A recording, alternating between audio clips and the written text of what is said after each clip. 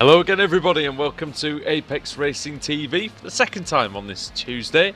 Andrew Woodhouse with Adam Bath and Alex Simpson bringing you coverage of the iRacing MSA British Sim Racers Formula Renault Championship. Adam, we are here at Interlagos, Autodromo Jose Carlos Pache, and as usual we expect a good meeting.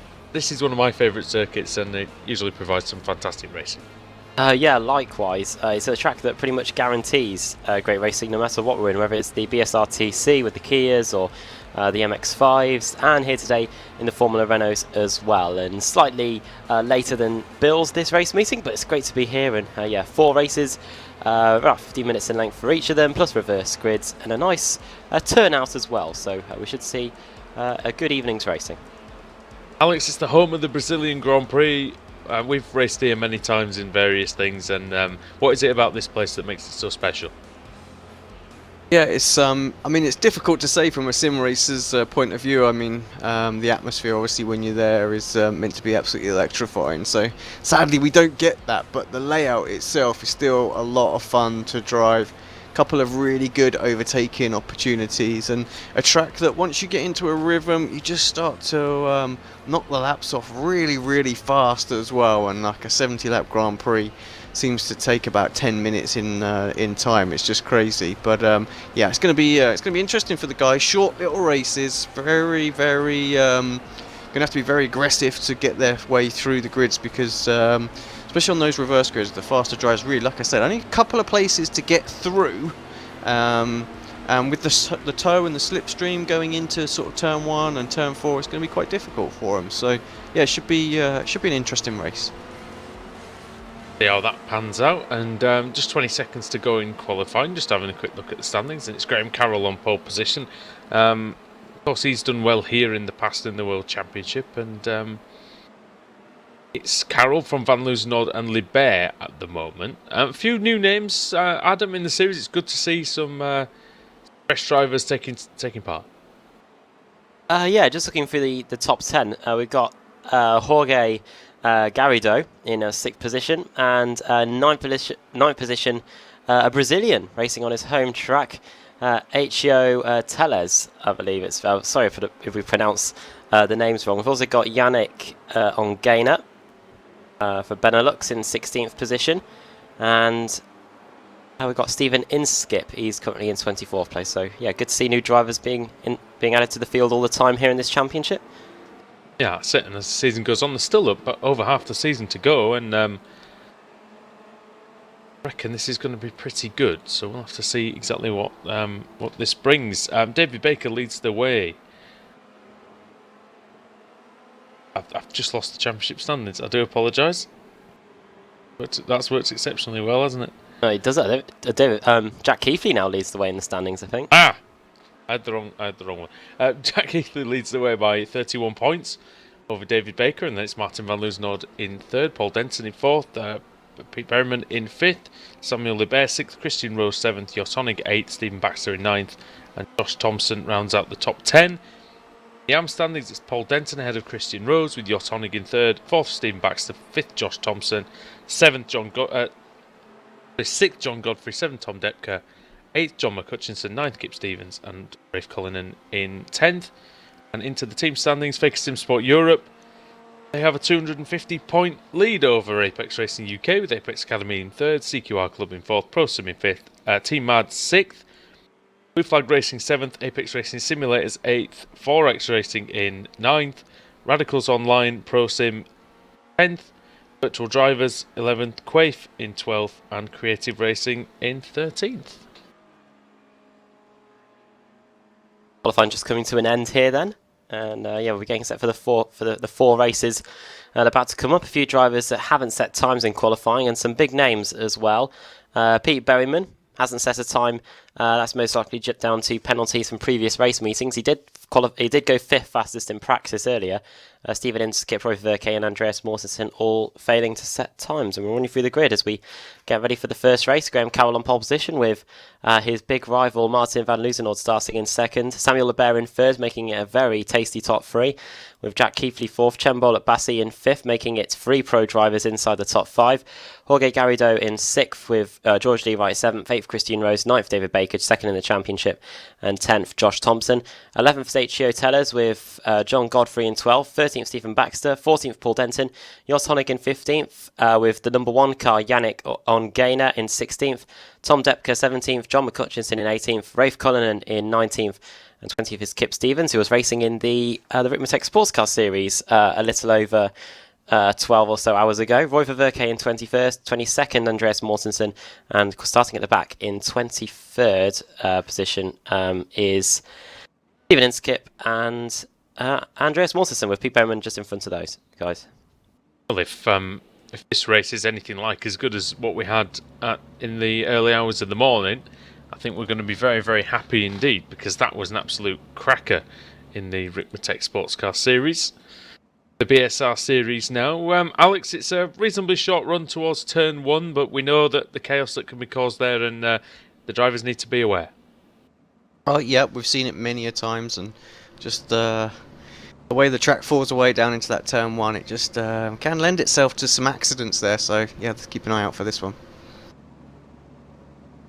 Alright then, almost ready for the start here at Interlagos. 4 races tonight. The first one is 15 minutes in length, and then we will have laps for that. We're almost ready. The red lights are due to come on any second now. Alright then. Here we go. Green, green, green. Green light is on in Brazil. Good start by Van Luzenoord. Already pulling level with Carroll into the first corner. Luzenoord takes the high ground, but he's quite timid through turn 1. There's a crash in the middle. There's an Apex UK car around. Hopefully it's not Pete Bowman.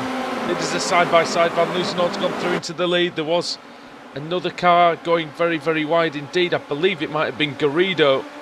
I think it was Garrido. It was Josh Thompson off, sporting the Apex UK colours for this race meeting. And yeah, he was off in the Senna S and has retired back to the pits already, so not the start he would have wanted.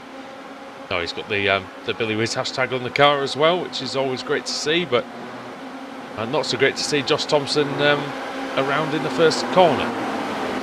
John McCutchinson also had a spin at Desiro de Largo on the first lap of the race, so he's dropped down to the back of the field. He's now in 21st position.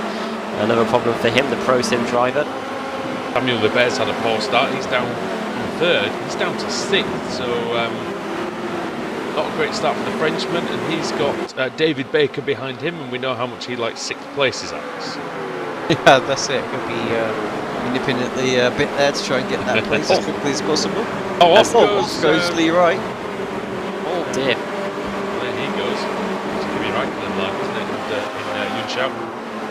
I have to say, when the tyres are cold, it's easy to do that there on the first lap. It takes about 2 laps to get them in the sweet spot, so easily done. I did something very similar, not quite as dramatic. I did a race here earlier on in the season. Are we 4 wide? Are we 3 wide at one point? The inside goes number 12. That is George Lee Wright. John Godfrey just behind. Then it's Jorge Garrido. Then Paul Denton. Even Baxter just behind them for Fake Sim Sport Europe, and Tom Depke for Apex Racing Academy. And there's Ongainer and Mortensen behind them. It's very, very close. Going in Greta Aposta. Oh, and they bang wheels, Garrido and Godfrey. Something we'd usually see in the BSR TC, not something we'd see in the Formula Renaults. They both survived though, and in the background, Ongainer and Tom Depke, and also Andreas Mortensen going at it into the ferrature at the bottom of the hill. Very fortunate, Adam, that it was wheel to wheel, because any other contact really, and both could have been out of the race.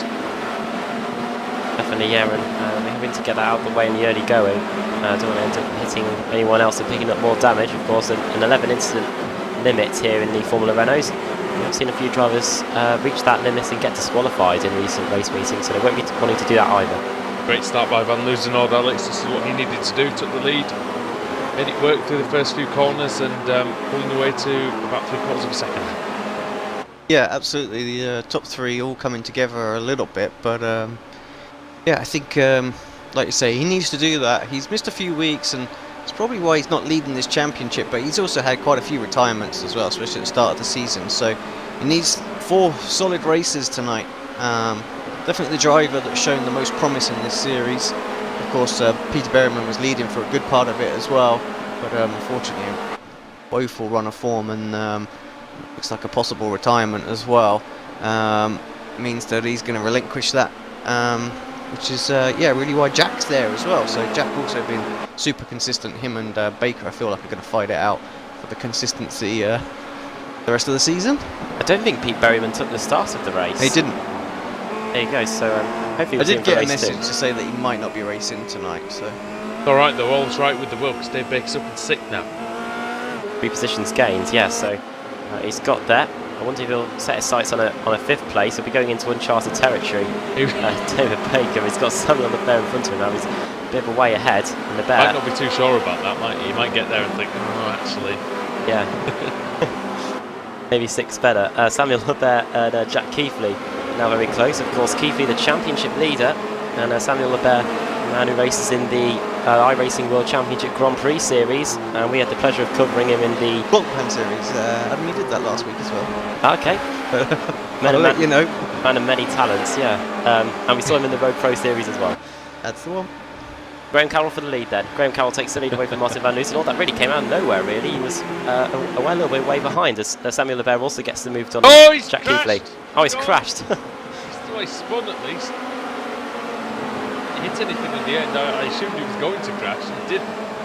I'll have a look. Going Now, through this. Bullock Bassey's right behind Van Loosenhoff for the lead. Oh, Martin defends the inside, but not enough. Bullock Bassey's going through. Problems The for man who is a Lee World Wright Championship as well. Grand Prix driver is through, but they're so close. Through is it Interlagos and the next one, which I forget the name of. Ferradura, the one at the bottom of the hill. I This think is it is. Ferradura here. I don't know what the other one's called. Oh, Bullock Bassey all over the curb. Pico to Pato. Crazy sequence there, Alex. What happened to Graham? Did he just hit the curb too hard? Yeah, I think so. It's the only word thing I can imagine. So hard on the gas, and the back end just sort of bit him a bit.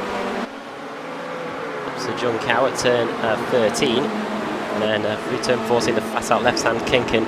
Graham Carroll did something that I've been doing on Grand Prix 4 at Interlagos a whole load of times, and I was hitting the curb on the second part of the centre rest, and that seemed to lose the car in the Formula Renault. And yeah, he didn't hit anything, just a quick 360-degree spin, and he was back on his way again. Look how close they run to that pit wall on the inside as they go through that final corner. And Graham Carroll, he's only 2.3 seconds away from Martin van Nistelrooy. We've got 8 minutes to go in the race, so we're pretty much halfway. Don't rule him out of possibly taking a podium here still. Yeah, that pit exit, it's changed a lot in real life recently, hasn't it? It's been made much wider, and the drivers aren't actually allowed to cross the white line now when they enter the pit lane. Van Loosenhoff leading, Bullock Bassey second, Libert in third, Keithley fourth, and Carroll fifth. Baker in sixth, and then Christian Rose in seventh for CQR. So yet another solid run for the CQR machines, and they've they're quite a reasonable season, really. If they can get a teammate for the showdown, they've got a chance of a reasonable result, you know, because they're always putting in good results. Another sort of similar mindset to, you know, Baker or Rose, that's just going to plod in those really steady sort of top 10 results every race. They're going to be tough, you know. The top 2 or 3 teams seem to be fighting amongst themselves all the time, and you know, it could just gift wrap this championship to those. Of course, for those that haven't watched the series before, obviously this is basically building up towards the showdown. Everybody trying to get into that showdown, which is the final 7 races of the season, where everything's to play for. All the prize money that's been sort of gathered from the entry fees goes in towards a pot, gets separated out at the end of the season, and yeah, that's what they're racing for. Comes Graham Carroll into the centre S. He's already got past Keithley. The bear locks up, and Graham Carroll might. Oh, that's contact, and that's the end. Into the wall goes the bear. Well, that's an almost certain penalty, I think, for Graham Carroll for the next race meeting. He carries on with a bit of damage to the front wing, and Samuel Lebert definitely out. He's retired back to the pits. I was just going to mention Alex, before that happened, that the teams at the front just seem to be making it so difficult for themselves. They can't get out of their own way, and there's another example. Exactly that. Right there. They got a championship to win, you know, and right now they're, that's the prime example of why they're not. Also reminds me of, They're failing to do it. also reminds me of the Edam's team and the first season of Formula E. Sebastian Buemi and Nico Prost were almost leading all the time, and then something would go wrong, and then it ended up conceding the title to Nelson Piquet. And Graham Carroll, who knows Nelson Piquet actually. Did you get the chance to meet him, Alex, on the grid at WEC? Yeah, we were in the Rebellion hospitality with him for a good part of the weekend, so yeah, nice guy. Appreciated that a lot. So not only the WEC but the Formula 3 grid as well. He's been there and seen it and done it in motor racing, Nelson Piquet Jr. And is Carroll still going? Is he?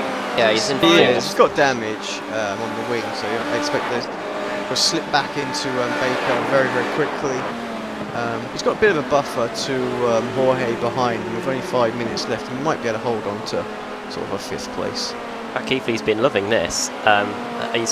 He was in 4th position where he started, and then the whole load's kicked off in front of him, and now he's found himself in the podium positions. Highest British driver as well.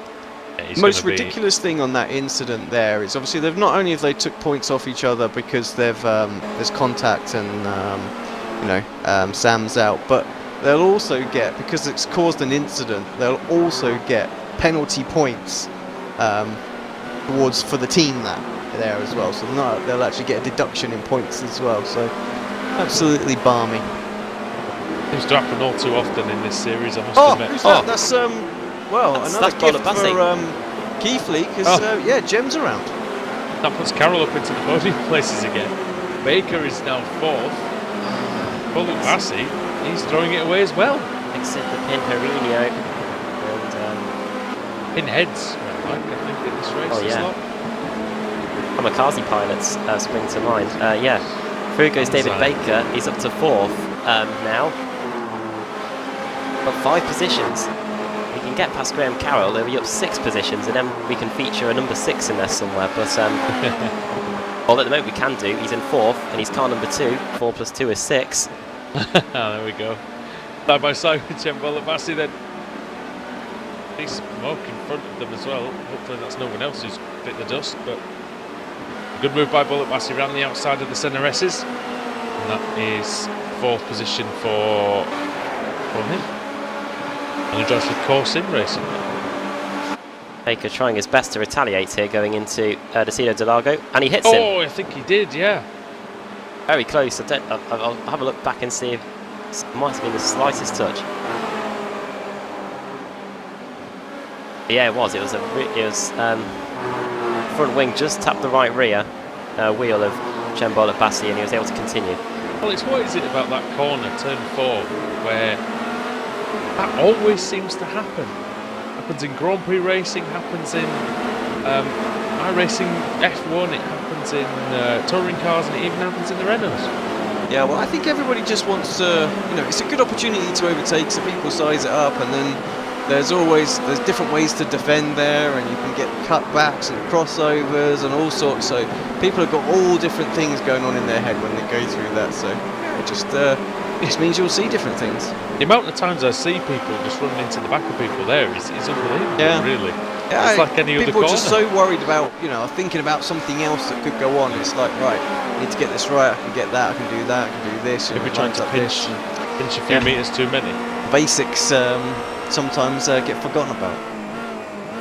Battle going on between George Lee Wright and Tom Depker. That is Lee Wright's upper position, and Tom Depker demoted to 13th place. George Lee Wright still trying to get some positions back after some issues he's had during his opening race. He went off the track, didn't he? In Chow, yeah, that's right. And trying to think where he'd gone off. I knew there was grass involved somewhere. He's now behind Paul Denton, who's leading the AM category at the moment. He's 4th overall, Denton. He's another one, Adam, we don't really see a lot of, but he's there and he usually finishes the races. performance, isn't it? Yeah, from him. So Someone else Cem has just Bolabatis is spun, around yeah, again. So car's obviously set up way too loose. That was before the Pinheiro. That was just after Ferradura, so having an issue through that second sector. He's now behind Garrido and David Baker. Baker up to 4th. Now I wonder if we can catch Carroll, because Carroll... Well, no, Graham's wing damage has gone. Yeah, sorted itself out. So just one of those yeah, phantom damages that occasionally happen. As we're on board now, looking at his front wing, perfect shape. Hence the 28.5 lap times he's doing, closing in on Keithley very quickly. But I don't think he's going to get there, to be honest. Bolabatis closing in on Jorge Garrido, and the inside goes Cem, and that's comfortable for him. And he's through. Pretty annoying to be overtaking the same cars over and over again for Cem Bolabatis up to 5th now. That's like me on any racing game, isn't it? Well, it was like me on Grand Prix 4 last night. I still ended up winning. Shows you need to up the difficulty a bit as we go down the Reta Aposta. Baker will probably see the Core Sim Sport driver getting closer. I think Martin Van Loosenholt needs to up the difficulty, don't you, Alex? Yeah, that's it right now. 4.6 seconds clear. Loving it out there, really, with what we've got 38 seconds left on the clock. Probably going to be the final lap. Oh, it's going to be close. Yeah, I think it'd be close, but Into Magulo. I think if it was the F1, we'd see another lap. But actually, with these little Renaults, probably won't make it. How long? 20 seconds. Well, it's going to be close. It's still going to be close, I think. He might just nick through here, actually. Well, he might just slow down to make sure he doesn't get a lap in. I don't know. He's going slowly. Wait and see. I'll see if it ticks over. 7, 6, 5. Not going to 4, make it, is he? 3, 2, 1. That's going to be close. We've got one more lap. We've got one more White lap. flag. White flag in the air. In 0.2 of a second on that lap, actually. Them and Dave Baker again going at it. That's David Baker's worst nightmare, isn't it now? Oh, here we go. 3 wide, nearly. Garrido was lurking. Bolabatis around the outside. Baker with a nice tidy line on the inside. Oh, he couldn't turn into the corner though because Bolabatis was there, and good car placement by Cem. Here is Garrido. Under pressure now though. Yeah, Baker wishing that Martin Van Loosenholt was 2 seconds slower on that last lap. Because he would have had 2 more positions.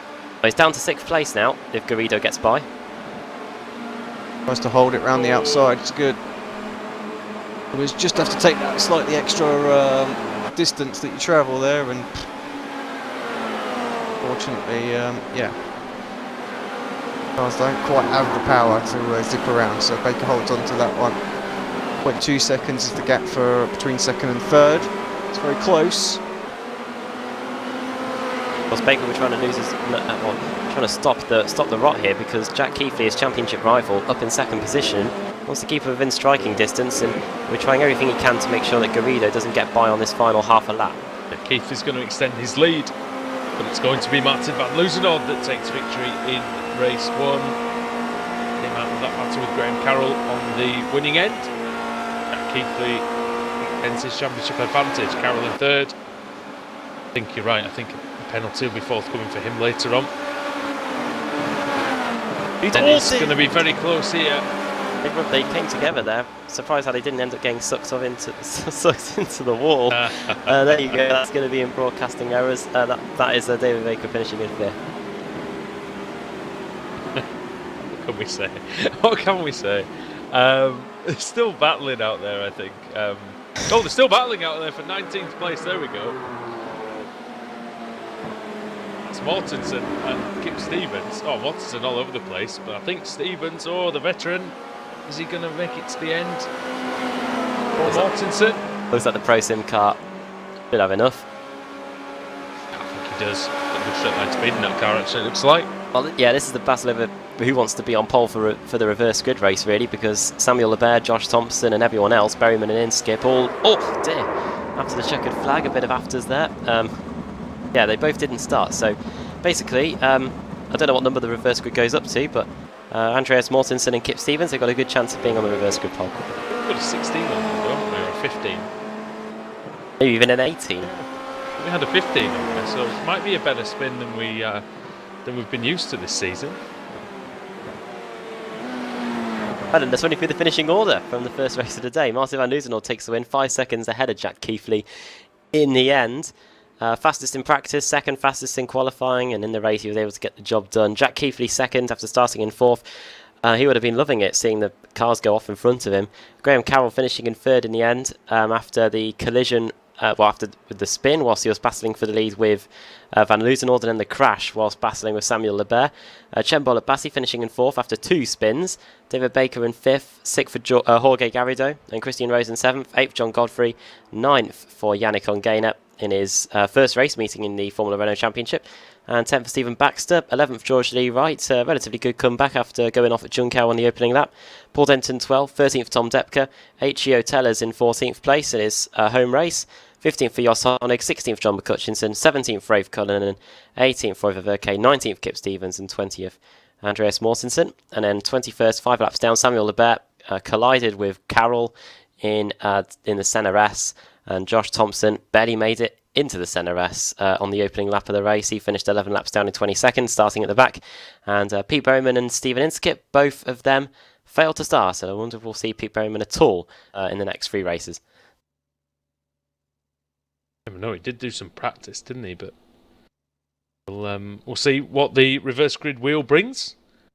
So, Alex, if you can, spin it and see where we end up. Right then, first time tonight. Big old spin. And by that I mean just a bit nasty. Oh, what is it going to be? That's 16th, so it's a genuine spin. Well, for Pro Sim, it's going to be John McCutchinson who gets reversed onto pole position. Jos Honig second, third H.E.O. Tellers as I'm starting to lose it. Tom Depke fourth and Paul Denton fifth. Right, there we go. Dear me. So multitude of issues going on here. As, so the iRacing MSA British Sim Racers Formula Renault series will continue after this break. Don't go anywhere. We've got 3 more races for you. We'll see you back here at Interlagos in just a few minutes.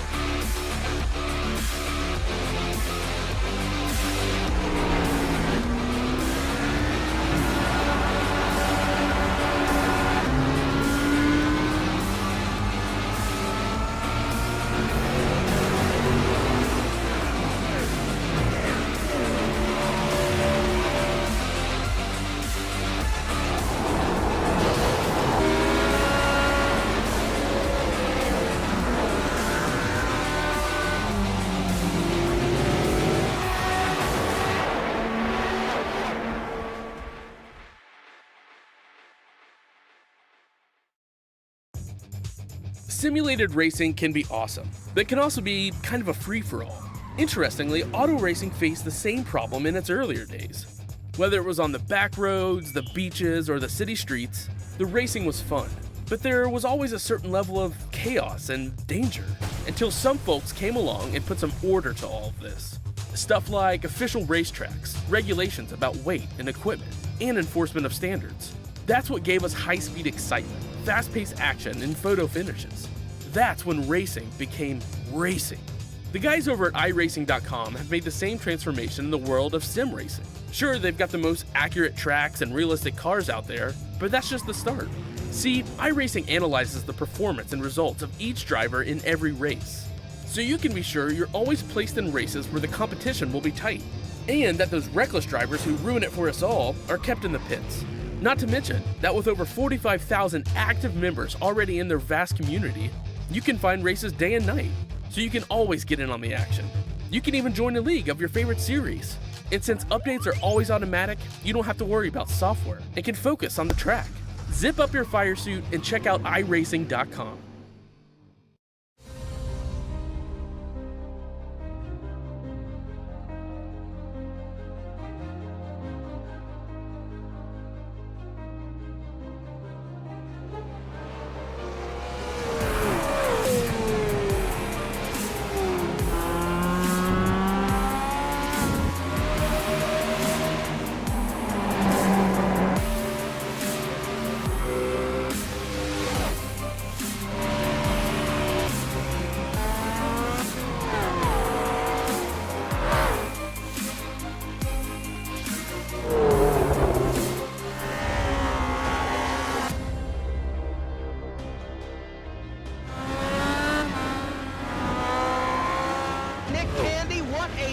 Truex in the outside contact, mate. 56 slides it at a 4.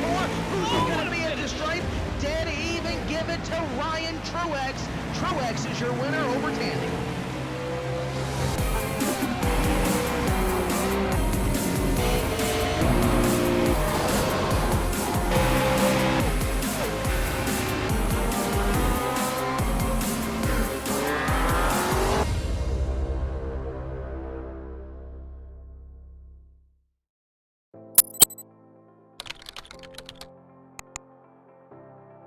iRacing.com is a sim racing game that combines a true-to-life racing experience with an online community of virtual racers from all over the globe. iRacing offers a multitude of officially licensed cars and tracks, laser scanned with millimeter accuracy. Their car models and mechanical systems are based on real-world physics and engineered in cooperation with manufacturers and race teams. iRacing's web-based interface allows members to compare stats and test drive any combination of car and track instantly. Their skill license system ranges from rookie to pro, ensuring members are always pitted against those with similar skill sets.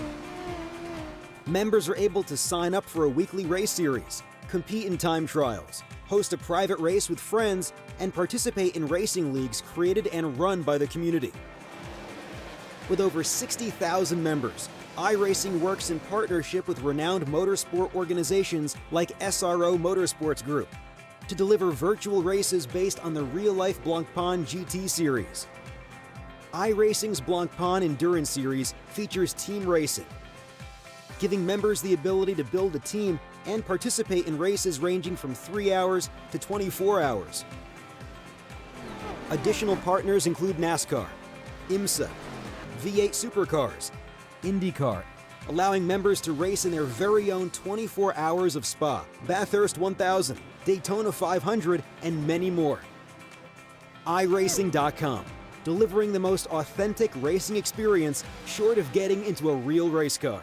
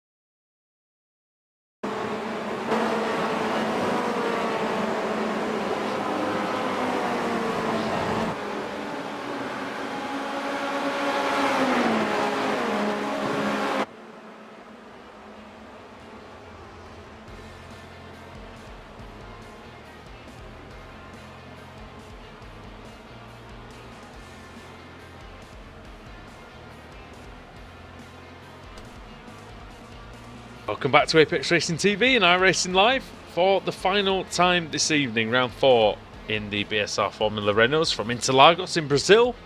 Andrew Woodhouse with Adam Bath and Alex Simpson on the cameras, and yeah, Adam, that was much more like it, wasn't it, in race 2? Race 3, sorry. Yeah, that one. The one before race 4. Yeah, good job from Graham Carroll, back-to-back race victories, and yeah, we saw the fight through the field we were expecting. However, the conditions that we were talking about in race 3, it seems to have gone back to being like dear old Blighty here. It's 18 degrees ambient temperature, 18 degrees track temperature, and drivers just testing the limits at the moment in this warm-up session. They seem to be losing the car just a little bit, so we could be in for an interesting 4th and final race here. Yeah, somebody's turned the sun off, haven't they, in the last few minutes when we've been away. Alex, just a quick word from you, mate, before the start. Race 3 was pretty good, wasn't it? And if we get one like that, I think we'll be happy. Yeah, I think so. Yeah, there's just... do you know what would be really good to see? Every single car finish this last race. That'd be pretty good. The over/under's not particularly high on that, but we'll see what we can. We'll see what we can get for you. What's it going to be, Adam? Is Graham Carroll going to make it a hat trick, or is there going to be a good performance by, say, someone like Martin van Loosenhout or Jack Keithley, even the championship leader? It's all about whether they get it through that first lap, isn't it? Once we get through that and get it out of the way, then we'll have a clearer idea of who's going to be fighting their way towards the front. David Baker came close, didn't he, to possibly being with a shout of a race 3 win. However, the pace of Graham Carroll and Martin van Loosenhout, once they had cleared that opening bit of traffic, was really too much for the CQR car, and he dropped back to 5th by the end. We'll see what transpires. Hopefully, as Alex was saying, we can get everyone on the finishing board this time, because in race 3 it was only just one incident that led to 2 retirements. Yeah, it was a bit unlucky, wasn't it? But with this one, the key to taking the win for some of these midfield drivers is they need to get away well. They need to be in the lead, and they need to get a lead quickly. I know it's easy for me to say, but they need to build up 3 or 4 second advantage at least before these guys even start coming through. But it's so difficult because they're onto it like a flash, aren't they? They're like Carroll and Van Loosenhout and Bullet Bassi. Quickly then, John McCutchinson on the pole again.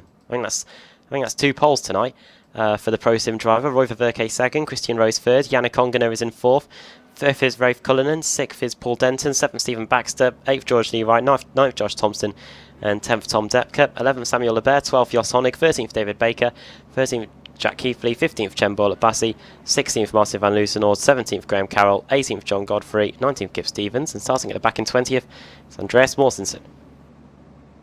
Alright then, we're hoping he doesn't finish there. We are ready for the start then for the last time tonight.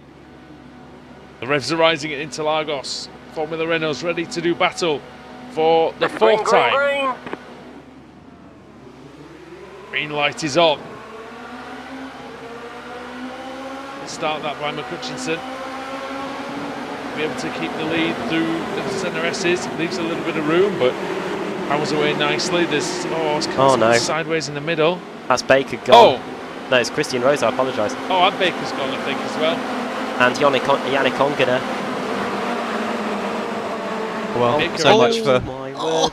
John Baker's Godfrey. the wall heavily. Yeah, so much for my hope. There you go. Hold on, mate. They're all still going.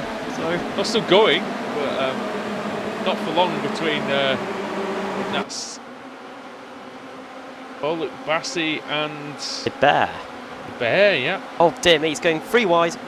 Oh my goodness, how that still might end in disaster as the Bear goes around the outside, Bullet Bassi up the middle, Carroll on the outside. Carroll's not going to make it, surely. Oh, he does, wow.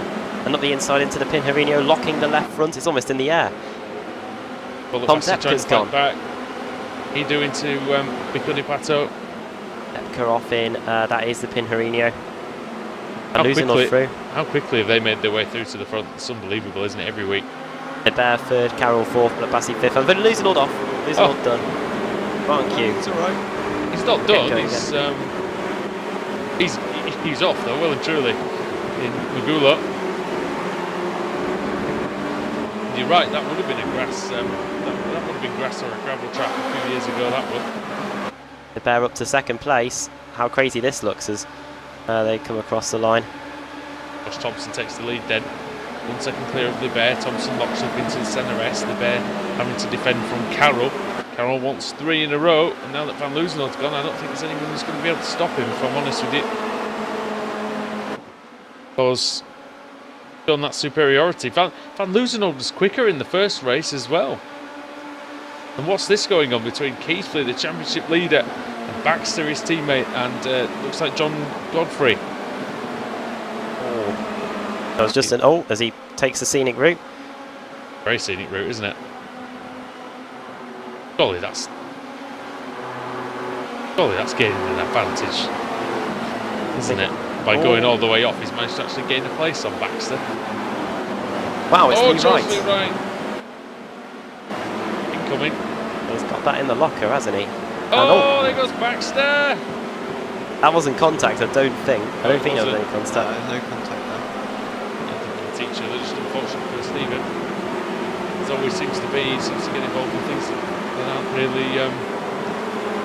Well, that was his own making, wasn't it? That one, but pretty unlucky normally. Samuel Lebert versus Chembola Bassi. Then this is for a spot on the podium. For Motorsport versus the Apex UK team. And Chembola Bassi ducking to the outside as Graham Carroll goes for the lead. Here comes then. Ah, he's done it. And it's straight away as Carroll. Oh, very close in the background though. Bullet Bassi siding his way past Lebert. That's a good move. Did a good round the outside from Chem. Here comes Thompson though, he's not done. Great run on Carroll. Is he going to go for the inside?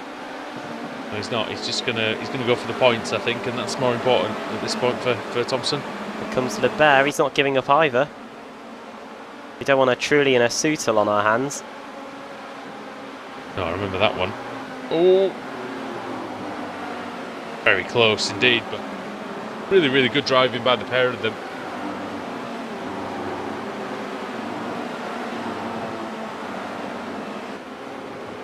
Yeah, that's good work in the middle sector by Bullet Bassi. Interesting lines being taken by both of them there through the Pinheirinho and into Bico de Pato. Yeah, there are a few different lines you can take, but yeah, neither of them really on the optimum one. Thompson sticking with Carroll though, but I don't know if he's going to get. Got a decent run, hasn't he? But I think close enough by the time we get to turn 1. George Lee Wright has got a very good run on the X of Jun Cao. He's going to be battling away here with John Godfrey, who's had a very good race up 11 positions. Oh! Very close indeed. No space given by either. This is going to end really badly. I can just see it. Managed to get a bit of space between each other. Gold rims on John Godfrey's Apex Academy car. Fenced by Godfrey. Right though, he's got a good run through Curve of Assault. Bullet Bassi and Lebert side by side as well, just in front of them. Oh yeah. What can George Lee Wright do? He pulls out the slipstream. Goes up the inside of Godfrey. Can Godfrey retaliate? Possibly. Possibly up the hill into Ferradura.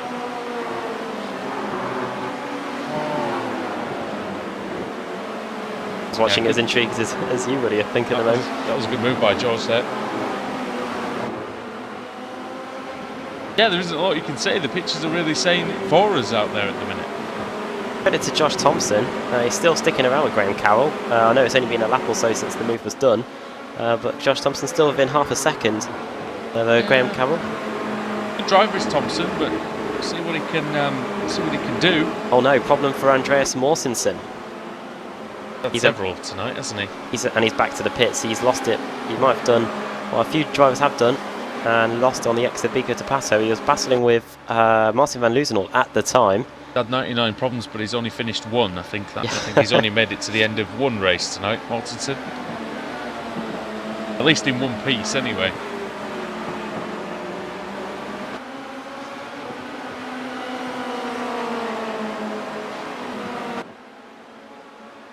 Yeah, you wonder if Thompson's even going to try and make a move, really. I mean, you think he may do it on the final lap. We're down to 2 tenths, actually, and was quicker than a tenth of a second over Graham Carroll. If Carroll's just made a bit easy. I don't mean that to disrespect Thompson, but Carroll was going much quicker than this in the first race. Does he have some damage on the front wing? I'm just having a quick look just to see. Look like it. What I will say, having known Josh and done some testing with Josh when we were here in the official series, is he's got his car very trimmed out, which is why he loses time through the infield section. But of course, tucked up in the draft, he's very, very fast in straight line, so he's able to draft back up to Carroll. So in the cooler weather, it'll work quite well, because obviously there's a lot more mechanical grip out there, so he's not losing as much time as he would do in the infield. So this could work well for him. Not a massive, and of course it's an aero car, but it's not as aero dependent as say a Formula 1 car is. Let's have a look at the top speed comparison then. Carroll 215, 216, yeah, Thompson much quicker. 226, 27, yeah. Slipstream 4 or 5 kilometres an hour here. Have the slipstream anyway, but yeah, it's helping him along nicely. Yeah, it helps him through the first sector as well, because he'll get a good run on the exit Curva de Sol and down the Reta Apposta. And he's a good enough driver that he can make it work in the middle sector as well. He is a top line driver, Josh Thompson. Lost Lebert, well we haven't lost him, but he's way back now on Bassi. Yeah, 3 seconds behind now. He's lost Bassi, hasn't he? I think more than anything else. Godfrey and Wright still going at it though. Let's have a look at the difference between those two. I'll just keep an eye on the battle at the front and I'll let you know if anything goes off with that.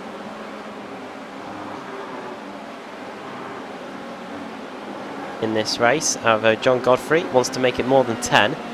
Started 18th up to 8th. Well, Martin van Loozenhoorn won't be too far behind him in the not too distant future, as Lee Wright locks it up going into the Varangina and now into the Pinheirinho and up to Pico de Passo. No advancements yet by the Apex Academy car, and another lock-up. Maybe too long before Martin van Loozenhoorn gets onto the back of these guys. And how far is George Lee Wright behind John McCutchinson? They're lapping similar times. The car of George Lee Wright is not going to be too long, as McCutchinson makes a right mess of the junk out. And thank you very much, George Lee Wright up into 6th. Having a look at the front as well, and Thompson's officially pretty much lost the draft now. Yeah, over 1.1 seconds now.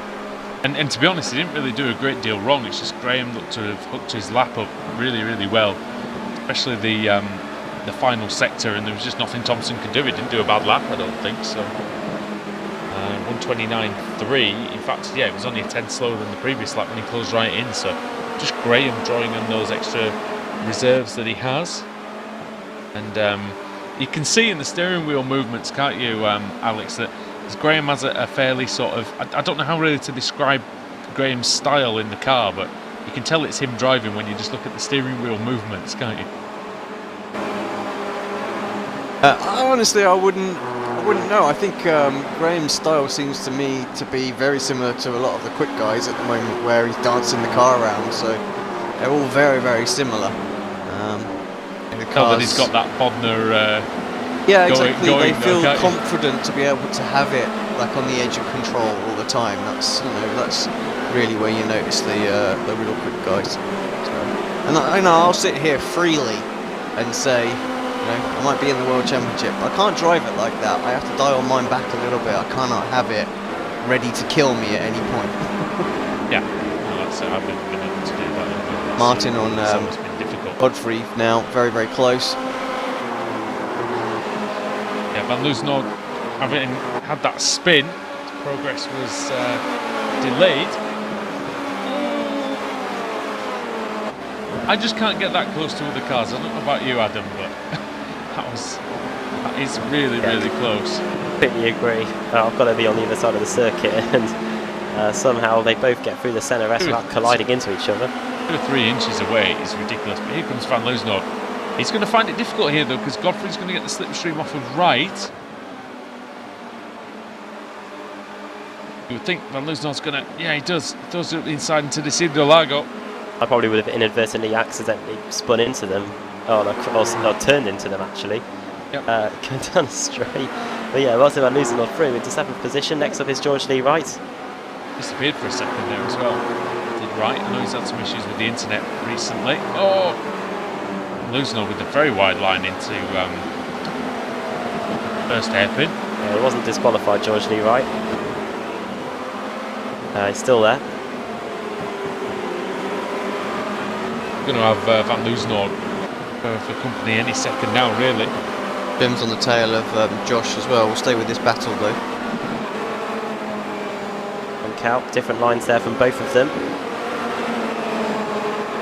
And Martin Van Loosenhoorn picking up a very decent toe here on the exit. The John Cal through the final 2 corners and on run down the front straight.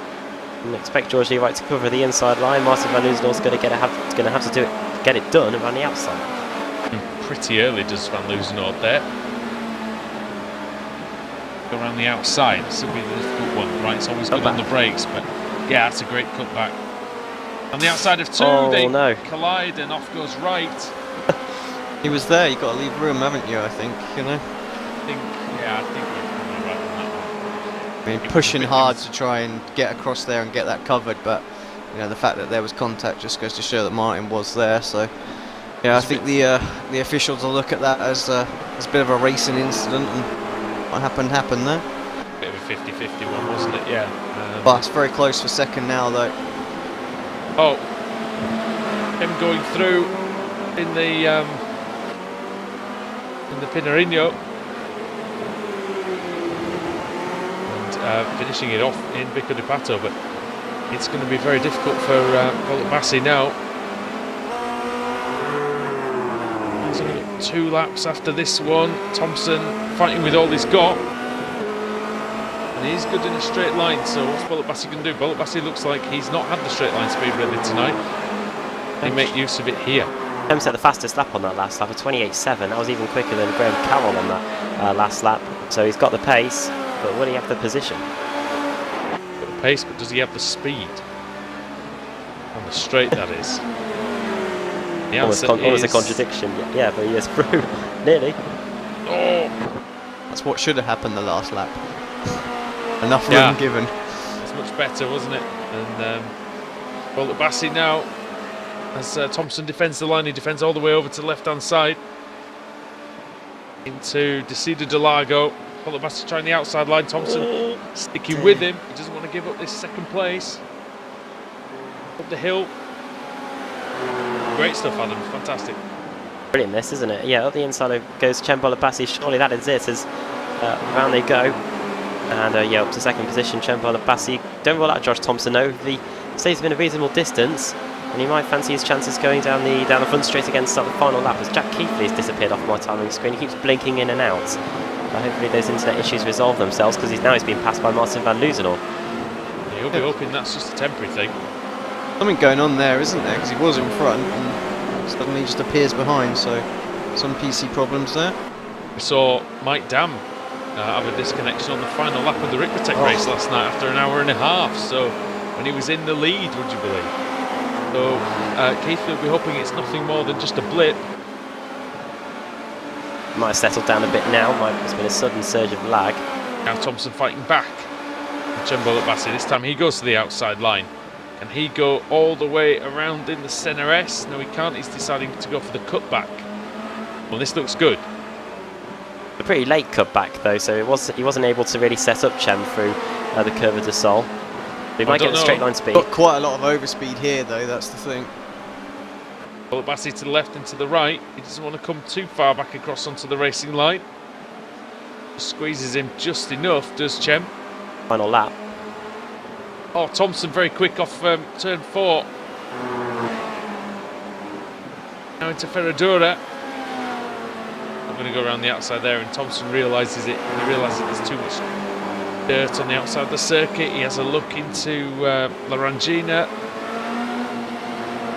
Don't think he's going to be able to do anything here. Maybe it might have to be on the drag race to the line. That's his only opportunity really. He needs to make sure he gets a good run out of Jun Cao though. Comes Graham Carroll though, out of that very corner that you mentioned, and didn't start off very well for him. He was involved in a crash in turn 1 in race 1. But after that, he has stormed through to victory, and Graham Carroll is going to take a hat-trick here in Brazil. He All wins. over for second. Be very close this. Who's going to take it? Oh, Thompson, that superior straight line speed. It's going to be so close. Oh! It is Thompson surely at the line. Yes, was. by 27 thousandths of a second. Great finish between those two. Fantastic driving. About the last 5 laps. Oh no, what's happened to Rafe Cullinan? And what's happened to George Lee Wright? But they were running... Oh, there goes Stevens. Oh dear, I think George Lee Wright might have got disqualified actually. Stevens just arrived on the scene sideways. Did you see that? Yeah, I just saw that now. Is he going to beat Cullinan to the line, though? This is the question. Cullinan's got damage, so I imagine he would. Yeah, and he does. So Stevens gains 2 spots on the... In fact, 3 spots, because we've lost 4. Because we lost Yannick Ongena, and Christian Rose, it looks like, has dropped down the order. So what on earth went on there? Was that all one accident? Depka's saying sorry. Was it something to do with him? But it was what happened. It looked like it might have been... Oh, George Lee Wright had no front wing. Oh, no. And then Cullinan hits him and spins Ongane around, which disqualifies Yannick. And then Stevens comes in sideways, spinning. So George Lee Wright must have lost the front after he hit the wall through Cover de Sol on the previous laps. Did he? Oh, was that the lap before? Yeah. So that's probably where we lost that. And then, yeah, going into Juncal for the final time, Cullinan goes into the back of him, and then Ongena has nowhere to go. That's disqualification for Ongena, it seems. And then Kip Stevens arrives on the scene and picks up that. I want to see what happened with Depka as well, because he's saying sorry for something. Cullinan not too happy with that. Well, while that happens, we're only through the finishing order. Yeah, Graham Carroll takes 3 wins out of 4. Josh Thompson second, just ahead of Chembola Bassi. 4th, Samuel Lebert. 5th, Martin van Loosenord. 6th, Jack Keithley. 7th, John Godfrey. 8th for David Baker. I think that almost certainly makes it 3 top 10s out of 4 for him. McCutchinson 9th and Paul Denton 10th. Jos Honig 11th. Stephen Baxter 12th. Roy Verke 13th. 14th for Tom Depka. 15th for Kip Stevens. Rafe Cullinan in 16th for Christian Rose. 17th. George Lee Wright in 18th. Yannick Ongena in 19th, and the only retiree from the race, Andreas Mortensen. Right then, well, that was a bit chaotic, wasn't it, at the end of the race? But pretty much everything, and everybody got to the end. In fact, Alex, only 3 retirements, so that wasn't too bad in the end. Yeah, I'll take that. All right then, and we'll also take a well-deserved break. I think we actually get a day off tomorrow, everybody. And we're back for Thursday night when the British Sim Racers Touring Car Championship returns, and then on Friday, you're on Apex Racing TV and iRacing Live. We've got the BSR Billy Whiz fundraiser, for which over £1,000 has already been raised. So we go to a very, very good cause indeed. And so we're going to go off and have a rest, I think. And we're going to see you on Thursday evening. So thank you, everybody, for watching the BSR Formula Renault series here tonight on Apex Racing TV and iRacing Live. And it's goodbye from us for now.